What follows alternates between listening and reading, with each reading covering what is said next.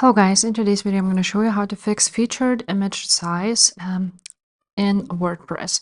So first of all, open up your WordPress editor on any page you like to change the image.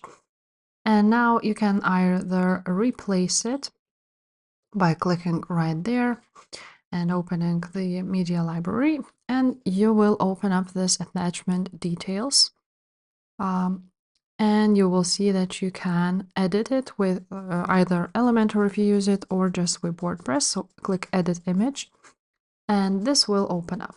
So you can scale it, you can crop it however you like. You can also change image rotation, flip it, and so on and so forth. And also you can change the aspect ratio or change the pixels. So for example, if you know your ratio, then after that you can go ahead and change it. For example, let's do this one and apply the crop, and now it will change your image size. After that you just save the edits just like so and select the image the same.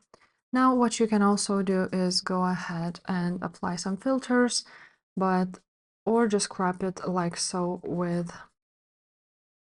by zooming in.